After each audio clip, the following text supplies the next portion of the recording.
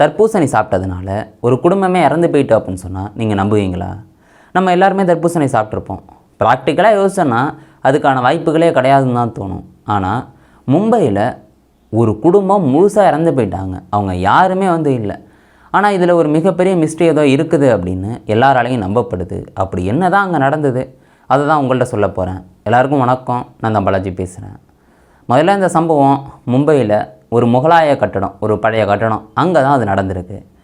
அங்கே பார்த்துட்டிங்கன்னா இந்த குடும்பம் நல்லபடியாக இருக்காங்க, எந்த பிரச்சனையும் கிடையாது. ஒரு 40 வயசான அப்துல்லா அப்படின்னு சொல்லப்படுறவர் தான் தலைவராக இருந்து குடும்பத்தை ஓட்டிக்கிட்டு இருக்காரு. இந்த மொபைல் ஃபோன் இருக்குல்ல, அது சரி பண்ணுற கடை வச்சுருக்காரு. அவங்களுக்கு ஒரு ஒய்ஃபு 35 வயசாகுது. அப்புறம் 16 வயசு பொண்ணு, 13 வயசு பொண்ணு. ரொம்ப அழகாக குடும்பம் இருக்குது, எந்த பிரச்சனையும் இல்லை. இப்படி போகும்போது தான் இந்த ஏப்ரல் 25ஆம் தேதி சனிக்கிழமை அன்னைக்கு தன்னோட சொந்தக்காரங்களெல்லாம் கூப்பிட்றாங்க. ஒரு 5 பேர் வராங்க. இப்படி 5 நாள் 9 பேர் உட்காந்து நைட்டு பிரியாணி சாப்பிட்றாங்க. நைட்டுனா 10:30 ஆகிட்டுங்க, அப்போ தான் உட்காந்து சாப்பிட்றாங்க. இப்படி பிரியாணிலாம் சாப்பிட்டுட்டு நல்லா கதை பேசிட்டு இப்படி போயிட்டுருக்கு. அதுக்கப்புறம் சொந்தக்காரங்க நாங்கள் வீட்டுக்கு போகிறோம் அப்படின்னு சொல்லிவிட்டு அவங்க கிளம்பிடுறாங்க. இவங்க நைட்டு 10:30க்கு மேலே உட்காந்துக்கிட்டு தான் இருக்காங்க. அப்படி நேரங்கள் போய்கிட்டே இருக்குது. அதுக்கப்புறம் என்ன பண்ணாங்க அப்படின்னு தெரில, தூங்கவே இல்லையானும் தெரியலை. ஆனால் ஒரு நைட்டு 1:30 இருக்குங்க. அப்போ தர்பூசணி சாப்பிட்றாங்க. ஒருத்தர் இல்லை, அந்த 4 பேருமே சாப்பிட்றாங்க. இது ஒரு வினோதமான ஒரு விஷயமா இருக்குல்ல. நைட்டு 1:30க்கு தர்பூசணி சாப்பிட்றாங்க. அதுவும் அந்த 13 வயசு பொண்ணும் முழிச்சிக்கிட்டு இருந்துச்சா, அந்த 16 வயசு பொண்ணும் முழிச்சிக்கிட்டு இருந்ததாங்கிறது ரொம்ப ஆச்சரியமான ஒன்றா இருக்குது.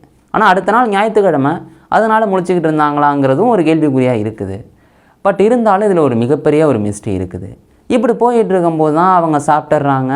இப்படி போகும்போது ஒரு விடிய காலம், ஒரு 5:30 6 அந்த நேரத்தில் பார்த்துட்டிங்கன்னா இவங்களுக்கு முடியாமல் போகுது. உடனே என்ன பண்ணுறாங்கன்னா, எதுவும் பண்ண முடியலை, வெளியெல்லாம் போக முடியலை. 4வது மாடியில் ஒரு டாக்டர் வந்திருக்காப்புல, அவங்கள கூப்பிட்றாங்க. அந்த ஆள் கீழே இறங்கி பார்க்குறாங்க. இங்கே பார்த்தா 4 பேருமே ரொம்ப முடியாத நிலமையில் இருக்காங்க. இப்படி பார்க்கும்போது அந்த சின்ன பொண்ணு 13 வயசு பொண்ணு மட்டும் மூச்சு விடுறதில் சிரமப்படுது, ரொம்ப சிரமப்பட்டுக்கிட்டு இருக்குது. உடனே சிபிஆர் பண்ணுறாங்க. இப்படி போய்கிட்டே இருக்குது. உடனே இது ஹாஸ்பிட்டலுக்கு கொண்டு போகலன்னா இந்த பொண்ணு பிழைக்காதுன்னு தெரியுது. உடனே பக்கத்தில் இருக்க ஹாஸ்பிட்டலுக்கு கொண்டு போகிறாங்க. ஆனால் போகிற வழியிலே அந்த பொண்ணு இறந்து போகுது. இப்போ அந்த குடும்பத்தில் 3 பேர் இருக்காங்க. நேரங்கள் போக போக இவங்களையும் உடனே ஹாஸ்பிட்டலுக்கு கொண்டு போயிடுறாங்க. இங்கே ட்ரீட்மெண்ட் நடந்துக்கிட்டு இருக்குது. ஓகே, வேறு ஹாஸ்பிட்டலுக்கு கொண்டு போயிடுவோன்னு ஜேஜே ஹாஸ்பிட்டல் அப்படின்னு சொல்லப்படுற ஒரு ஹாஸ்பிட்டலுக்கு 3 பேரையும் கொண்டு போகிறாங்க. அங்கே ட்ரீட்மெண்ட் ஹெவியாக நடந்துக்கிட்டே இருக்குது. ஒரு சில மணி நேரங்கள் போகுது. இப்படி போகும்போது தான் ட்ரீட்மெண்ட்டில் எந்த முன்னேற்றமும் இல்லை. அந்த 16 வயசு பொண்ணு இறந்து போகுது. அவங்களோட அம்மாவும் இறந்து போகிறாங்க. இப்போ அந்த குடும்பத்தில் 3 பேரும் இல்லை, இவர் மட்டும்தான் ரொம்ப போராடிக்கிட்டு இருக்காரு. இப்படி நேரங்கள் போய் அப்படியே நைட்டும் ஆகிடுது. எப்போ முதல் நாள் நைட்டு 10:30க்கு சாப்பிட்டது, அடுத்த நாள் 10:30 ஆகிடுது நைட்டு. அப்படி 10:30 போல் இவரும் இறந்து போகிறாரு. இந்த சம்பவம் வெளியே வருது. எல்லோரும் ஷாக்காகி நிற்கிறாங்க. ஏன்னடா பிரியாணி சாப்பிட்ருக்காங்க, பிரியாணி சாப்பிட்டு நைட்டு 1:30 போல் தர்பூசணி சாப்பிட்ருக்காங்க, எப்பட்றா இறந்துருக்க வாய்ப்பு இருக்குது அப்படின்னு எல்லோரும் மண்டையை பிச்சுக்கிறாங்க.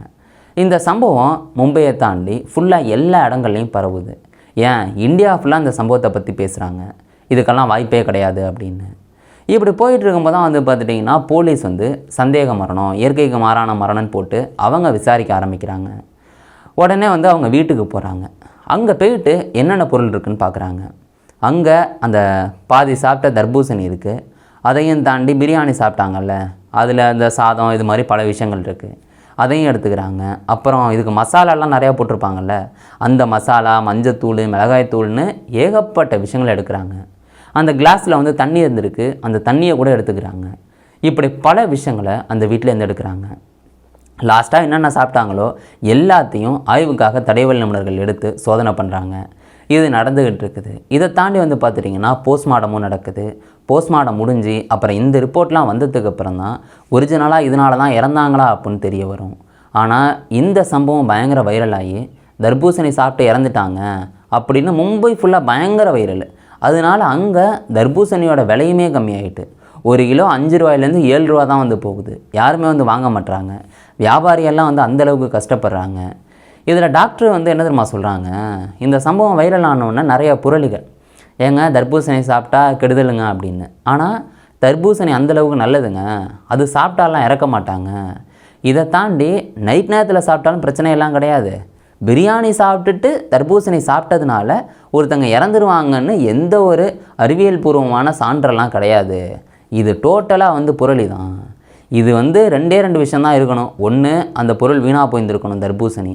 அதையும் தாண்டி அதில் கலப்படம் நடந்திருக்கணும். இதுதான் வழி அப்படின்னு சொல்கிறாங்க. ஆனால் இங்கே பிரியாணியில் பிரச்சனை இல்லைன்னு எப்படி புரிஞ்சுக்கிறாங்கன்னா, ஏன்னா சாப்பிட்டது 9 பேர், அந்த சொந்தக்காரங்க 5 பேருக்கு எந்த பிரச்சனையும் இல்லை. போலீஸ் அந்த சொந்தக்காரங்க வீட்டில் போய் அந்த 5 பேர்கிட்டையும் வாக்குமூலங்களையும் வாங்கிக்கிறாங்க. இதுலேயும் தெரிஞ்சது என்னென்னா அந்த தர்பூசணியில் தான் பிரச்சனைன்னு. போலீஸ் அவங்கள்ட்ட கேட்குறாங்க, எங்கே தர்பூசணி வாங்கியிருப்பாங்களான்னு தெரியுமான்னு. ஆனால் அவங்களுக்கும் அந்த ஐடியா இல்லை. இப்படி போயிட்டுருக்கும்போது தான் இவங்களை அட்மிட் பண்ண அந்த ஜேஜே ஹாஸ்பிட்டல் இருக்குல்ல, அங்கே உள்ள ஒரு டாக்டர் சொல்கிறாரு, தர்பூசணி கெட்டு போய் அதை சாப்பிட்டதுனால தான் இந்த குடும்பம் இறந்துருக்குங்கிறது இப்போது வரைக்கும் 100% தெரியாது. ஏன்னா அந்த போஸ்ட்மார்ட்டம் ரிப்போர்ட் வந்தால் தான் தெரியும்னு சொல்கிறாங்க. இப்போ இந்த பொருள் வீணாக போயிருந்ததுன்னா அதை சாப்பிட்டா வாந்தி போக்கு ஏற்படும். ஆனால் இதை தாண்டி இவங்களுக்கு சில அறிகுறிகள் ஏற்பட்டுச்சு. இவங்க குறிப்பிட்ட மணி நேரத்திலே இறந்து போயிட்டாங்க. இது மிஸ்ட்ரியாக தான் இருக்குங்கிற மாதிரி அவர் சொல்லியிருந்திருப்பார். பட் அவரும் சொல்கிறது போஸ்ட்மார்ட்டம் ரிப்போர்ட்டு தடயவியல் அறிக்கை வரணும்னு சொல்கிறாங்க. இங்கே போலீஸ் பார்த்துட்டிங்கன்னா இன்னொரு கண்ணோட்டத்தில் விசாரிக்கிறாங்க. ஒருவேளை இது சூசைடாக இருக்குமோன்னு. ஏன்னா அந்த குடும்பத்துக்கு காசு பிரச்சனை சரி ஓகே, கடைசி நேரத்தில் குடும்பமாக இந்த பிரியாணி சாப்பிடுவோன்னு அந்த 5 பேரை கூட்டிருப்பாங்களா அப்படின்ட்டு அந்த குடும்பத்திட்ட விசாரிக்கிறாங்க. ஆனால் அவங்க என்ன சொல்கிறாங்கன்னா, அப்படிலாம் ஒன்றும் இல்லைங்க அப்படின்னு அவங்க சொல்லியிருக்காங்க. ஏன்னா இவங்க தர்பூசணி சாப்பிட்டது எப்போங்க, நைட்டு 1:30க்கு.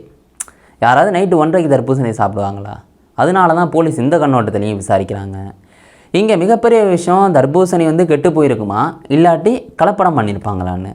தர்பூசணி கெட்டு போயிருந்தால் அதனால் இறப்பாங்களான்னு கேட்டால் கண்டிப்பாக வாந்தி வயிற்றுப்போக்கு ஏற்படலாம், அது ஒத்துக்கலன்னா. அதுக்கும் சொல்கிறாங்க 400 கிராம்லேருந்து 500 கிராம் சாப்பிட்டா கொஞ்சம் முடியாமல் போகும், ஹாஸ்பிட்டலுக்கு போகணும் அப்படின்னு சொல்லியிருக்காங்க.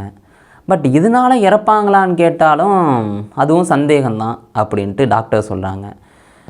ஏன்னா சுத்தர முடியாமல்ல போகிறாங்க. ஒரு தர்பூசணியை சாப்பிட்டு ஒரு குடும்பமே இறக்குதுன்னா இதில் ஒரு மிகப்பெரிய மிஸ்டேக் இருக்க தானே செய்யுது. இன்னொன்று என்னென்னா கலப்படம். அந்த கலப்படம் பார்த்துட்டிங்கன்னா முதல்ல சாகுபடி பண்ணுறாங்கல்ல, அப்போ 14 வகையான 15 வகையான பூச்சிக்கொல்லியெல்லாம் அடிப்பாங்களாம். அப்படி அடிக்கும்போது அதனால் எதுவும் பிரச்சனை வருமானு கேட்கும்போது இல்லை, அதனால் பிரச்சனை வந்திருக்காது அப்படின்னு உணவுத்துறை அதிகாரிகள் சொல்கிறாங்க. இங்கே அறுவடையெல்லாம் முடிஞ்சு பழம் சந்தைக்கு வந்தோடனே அதை சாப்பிட்றதுனால பிரச்சனை வந்திருக்குமான்னா அதில் கெமிக்கல் கலக்கிறாங்களா இல்லை என்ன பண்ணுறாங்கங்கிறது கண்டிப்பாக தெரியாது. ஏன்னா சோதனையெல்லாம் பண்ணும்போது தான் அது தெரியும். இவங்க கலப்படம் பண்ண அந்த தர்பூசணியை வாங்கினாங்களா இல்லாட்டி வீட்டில் வச்சு அது கெட்டு போனதை சாப்பிட்டாங்களா, இது மாதிரி பல கேள்விகள். இல்லாட்டி இவங்க குடும்பமாக இறக்கணும்னு பிளான் போட்டு சூசைட் பண்ணாங்களாங்கிறது விசாரணையில் தான் தெரிய வரும். அதுக்கு தடயவியல் அறிக்கைகளும் சரி, அதை தாண்டி இங்கே போஸ்ட்மார்ட்டம் ரிப்போர்ட்டும் வந்ததுக்கு அப்புறம் தான் உறுதியான விஷயத்தை சொல்ல முடியும்னு சொல்கிறாங்க. பட் முதல் கட்ட தகவல் அந்த தர்பூசணியை சாப்பிட்டதுனால இறந்துருக்காங்க அப்படின்னு. ஆனால் இதுலேயும் நம்ம யோசிக்கணும். இப்போ பார்த்துட்டிங்கன்னா சீசன் என்ன, தர்பூசணி சீசனு சும்மா கோடை காலம், வெயில் பிச்சுக்கிட்டு அடிக்குது. இதனால் என்னென்னா தர்பூசணியெல்லாம் அந்த அளவுக்கு வியாபாரம் போகும். ஆனால் அங்கே சும்மா 1 கிலோ 5 ரூபாயிலேருந்து 7 ரூபாய்க்கு போகுது. யாருமே வாங்க மாட்றாங்க. ஏன்னா தர்பூசணியை பார்த்தா ஒரு பயம் இப்போதைக்கு. நீங்கள் அந்த சம்பவத்தை பற்றி என்ன நினைக்கிறீங்க? உங்களுக்கு என்ன தோணுதோ அதை கீழே கமெண்ட் பண்ணுங்கள். சரி, ஓகே, பை கைஸ்.